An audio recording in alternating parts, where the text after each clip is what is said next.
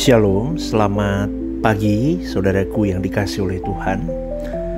Saudaraku, banyak orang di zaman ini maupun zaman dulu ya, tapi zaman ini lebih lagi saudaraku, kalau saya amati di dalam dunia modern ini banyak sekali orang yang hanya mengejar berkat-berkat Tuhan secara lahiriah. Mereka kejar uang, popularitas, pencapaian. Tapi kalau kita amati, semakin banyak orang itu dapatkan dalam hidupnya, semakin kosong dan semakin sunyi hatinya, semakin sepi hatinya. Inilah tanda bahwa manusia itu tidak hanya butuh materi dalam hidupnya, tapi juga butuh makna dan kedamaian di dalam batinnya, saudaraku. Maka kalau saya amati di dalam kebutuhan hidup manusia ya, saya mengamati diri saya, ada 3 lapisan kebutuhan. Kebutuhan jasmani yaitu fisik, itu dibutuhkan apa sih? Makan, minum, sandang, papan. Yang kedua, kebutuhan jiwa, emosional kita. Kita butuh apa dari jiwa kita? Oh, kita butuh kasih. Kita butuh penerimaan dari orang lain. Kita butuh penghargaan. Dan yang ketiga, lapisan 3 adalah spiritual atau rohani kita. Apa yang dibutuhkan dari spiritual rohani kita? Butuh hubungan dengan Tuhan dan memperjelas makna hidup kita. Itu 3 lapisan yang kalau saya telaah tidak bisa dijauhkan dari kehidupan seorang manusia. Dan memang itu berkat Tuhan. Tuhan memberkati kita dengan lapisan itu semua. Bukan hanya di luar, tapi sampai kedalaman jiwa kita diperhitungkan oleh Tuhan. Maka saudaraku, tidak hanya berkat-berkat lahiriah yang bisa memuaskan kita, tetapi sebetulnya berkat damai yang membawa kita kepada kedamaian yang sesungguhnya itu adalah 3 lapisan ini terisi dengan baik. Baik lapisan jasmani, jiwa, dan rohani kita. Berkat rohani itu dibutuhkan pemulihan identitas kita. Maka di dalam Yesaya 43 ayat 4, firman Tuhan berkata, "Engkau berharga di mataku," kata Tuhan, "dan aku mengasihi engkau." Secara psikologis saudaraku, kalau saya lihat ya, banyak sekali orang merasa tidak layak dia hidup. Mungkin sepanjang perjalanan dia hidup banyak kegagalan demi kegagalan, banyak cemooh, banyak kepahitan, banyak kekecewaan, malu yang dia tanggung di dalam dirinya. Akhirnya mereka merasa aku tidak layak untuk hidup. Maka berkat rohani itulah yang sangat berpengaruh kepada pemulihan identitas diri. Ingat ya, ketika seseorang mengerti kasih Tuhan, kasih seorang Bapa kita di surga, tersentuh dengan kasih Bapa, berada di dalam dekapan Bapa, gambar dirinya dipulihkan, dia menemukan identitas baru, bukan hanya berdasarkan prestasi dunia, tapi kasih karunia dari Allah. Maka orang itu akan mengalami pemulihan identitas diri, saudaraku. Bahkan di dalam Roma 8, 16-17 ada intinya berkata begini, kita adalah anak-anak Allah. Mungkin dunia membuang kita. Orang tua jasmani kita boleh dikatakan mengecewakan kita. Gak bisa pastor, orang tuaku membeda-bedakan aku. Pilih kasih. Dia lebih sayang kakakku, dia lebih cinta adikku atau hal dan sebagainya. Pastor, tapi dia lebih mencintai menantu yang itu dibanding saya sebagai menantunya. Ini dan itu, permasalahan dengan mertua, orang tua dan sebagainya. Maka akan ada banyak cacat dan banyak luka di dalam hidup manusia. Maka berkat rohani itu dibutuhkan untuk memulihkan identitas. Kau tidak berharga di mata manusia siapapun, tapi kau berharga di mataku, nak. Karena orang tahu kalau dirinya tidak dikasihi akan mudah minder. Tapi ketika orang tahu dirinya dikasihi dan yang mengasihi dia adalah Sang Penciptanya, Tuhan itu, dia akan menjadi pribadi yang tidak mudah minder, tidak mudah iri ketika melihat orang lain diperlakukan baik oleh keluarganya, sedangkan dia tidak baik di keluarganya. Dia tidak akan iri karena dia tahu aku sudah cukup. Karena yang mengasihiku adalah Sang Penciptaku sendiri. Dan tidak perlu cemas. Kenapa? Karena aku ada di tangan yang tepat. Saudaraku, identitas yang sehat itu datang dari berkat Tuhan, bukan dari validasi manusia. Amin ya saudaraku. Itu dari berkat rohani. Kalau dari berkat jiwa, saya boleh katakan begini. Ketika seseorang punya hubungan yang baik dengan Tuhannya, ketika dia diberi ujian oleh Tuhan, ketika dia menjalani sebuah tekanan hidup karena kesalahannya sendiri mungkin, dia tetap memiliki damai sejahtera di tengah tekanan hidup. Dalam Filipi 4 ayat 7 dikatakan, damai sejahtera Allah yang melampaui segala akal akan memelihara hati dan pikiranmu. Itu kata firman Tuhan, saudaraku. Jujur ya, hidup itu penuh dengan tekanan, saudaraku. Jujur loh, kalau kita tidak punya fondasi berkat rohani yang kuat, maka jiwa kita akan hancur, remuk. Akan stres, depresi, muncul ketidakpastian, muncul rasa ketakutan, kehilangan kontrol dan sebagainya. Tapi ketika kita hidup dekat dengan Tuhan, maka kita akan belajar ini, saudaraku. Ini yang saya alami ya. Saya boleh berkata begini, ketika saya dekat dengan Tuhan, saya boleh berkata saya tidak mengontrol segalanya, tapi Tuhan yang berdaulat atas hidupku. Aku bisa berserah tanpa kehilangan arah. Amin, saudaraku. Itu berkat jiwa yang Tuhan sediakan untuk engkau dan saya. Maka saya boleh berkata di dalam pukulan-pukulan kehidupan yang kompleks, saya percaya semua para pendengar renungan The Message, Anda juga mengalami yang namanya permasalahan hidup. Tetapi ingat ya, setiap pagi saya selalu katakan apa? Kita harus presisi di hadapan Bapa di dalam segala hal. Maka hari ini saya mau jelaskan bahwa keintimanmu dengan Tuhan akan memperkuat jiwamu, mengkokohkan jiwamu, sehingga kita bisa berkata begini, aku percaya bahwa Tuhan memegang kendali penuh atas hidupku, maka apa yang kutakutkan? Ketika kita membangun keintiman dengan Tuhan, maka jiwa kita pun akan teduh. Kenapa? Karena akan timbul rasa percaya kepada Tuhan yang akan menenangkan sistem saraf kita, menurunkan kegalauan, kecemasan, kekhawatiran, dan akan memperbaiki kualitas hidup kita. Kenapa? Karena spiritual kita semakin tinggi, semakin dekat dengan Tuhan, maka jiwa kita semakin teduh, saudaraku. Kalau di dalam bahasa yang mau saya sampaikan adalah, di dalam batin kita ada Tuhan.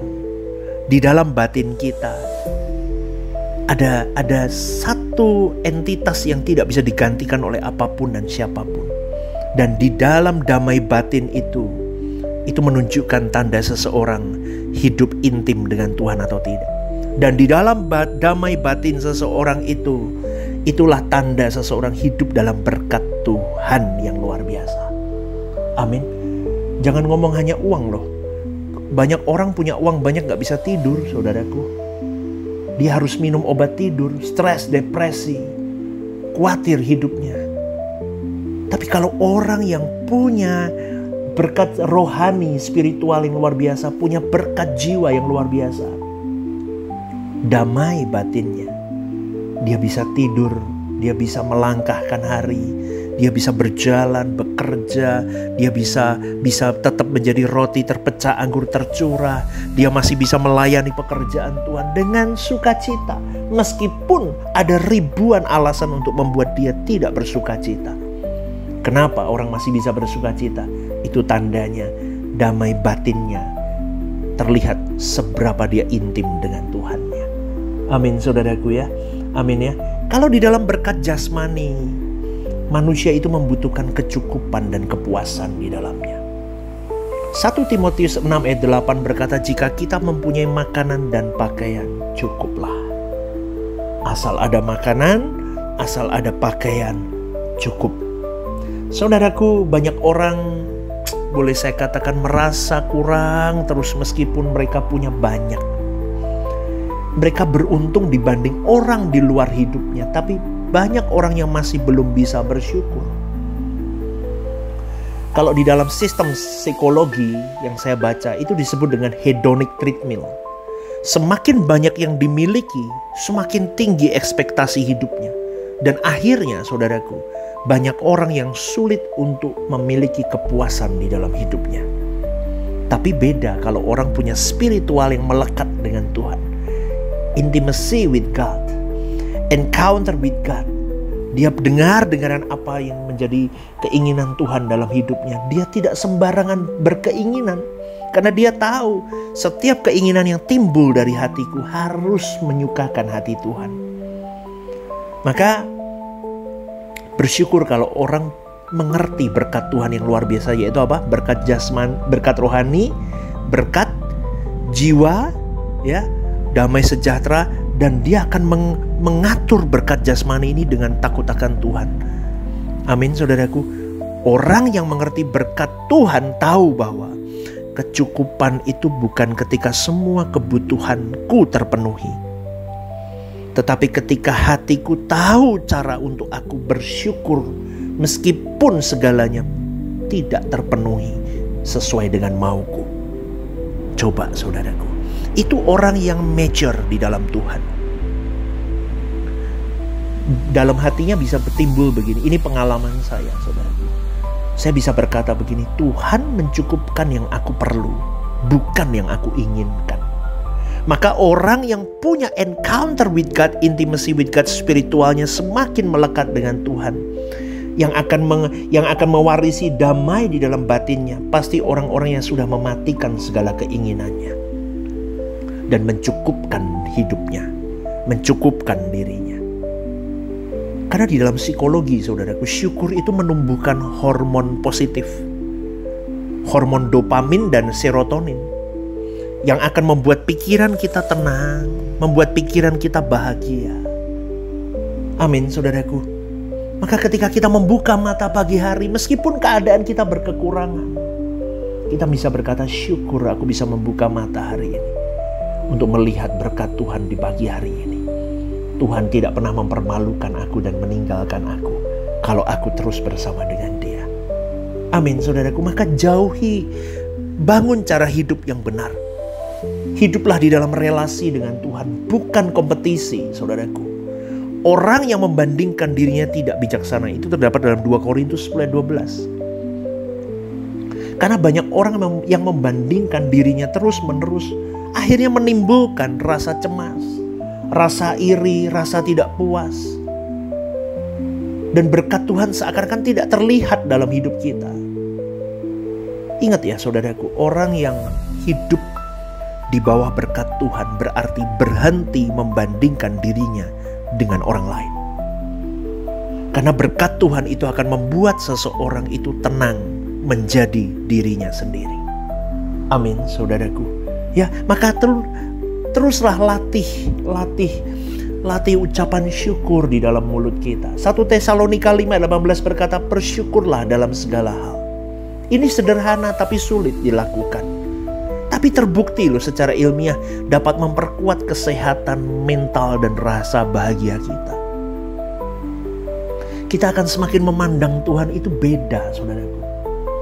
Kalau kita tidak bersyukur, kita bisa mengutuki Tuhan. Maka kita berdosa dengan lidah kita, kita berdosa dengan hati kita.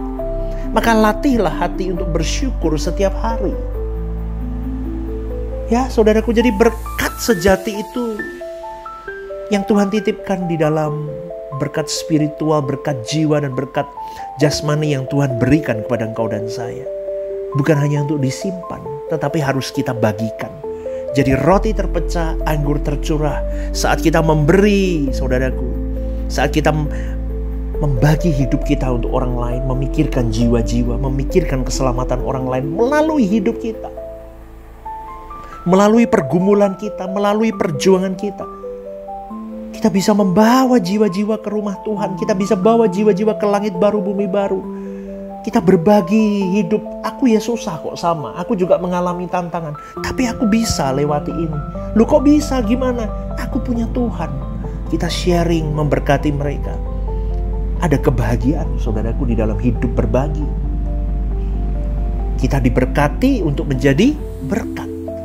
Maka dalam Kisah Rasul 20:30 dikatakan lebih berbahagia memberi daripada menerima. Maka saudaraku yang dikasihi oleh Tuhan, hidup diberkati bukan berarti bebas dari masalah. Tapi hidup yang diberkati Tuhan adalah hidup yang percaya bahwa Tuhan yang selalu ada di tengah masalah hidup kita. Sehingga kita bisa berkata, Tuhan adalah gembalaku, takkan kekurangan aku. Amin saudaraku, kalau Anda dan saya memiliki Tuhan, kita sudah memiliki sumber berkat yang tidak pernah kering. Asal kita mau intim dengan Dia, Dia akan berikan kita berkat-berkat kekuatan, damai sejahtera, berkat-berkat yang bisa melampaui segala akal yang akhirnya, kok aku bisa ngelewatin ya masalah ini. Ternyata Tuhan limpahkan kepadaku damai, sukacita, kekuatan, rasa cukup, rasa bersyukur, rasa bahagia. Bahkan di dalam sulitku itu aku masih bisa membagikan hidupku, waktuku, tenagaku, perhatianku, kasihku untuk orang lain. Dan itu adalah berkat yang paling sejati, saudaraku. Kiranya renungan ini menjadi berkat untuk kita semua. Mengubah mindset kita. Bagaimana kita memandang hidup ini. Tuhan itu baik, sungguh baik, dan teramat baik. Selamat pagi dan Tuhan memberkati.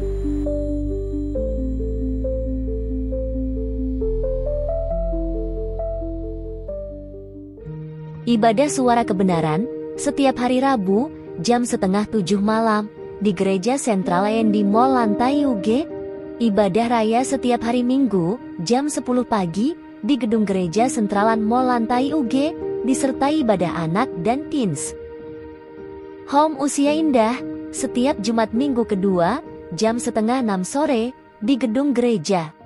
Ajak rekan dan saudara Anda untuk bergabung bersama kami.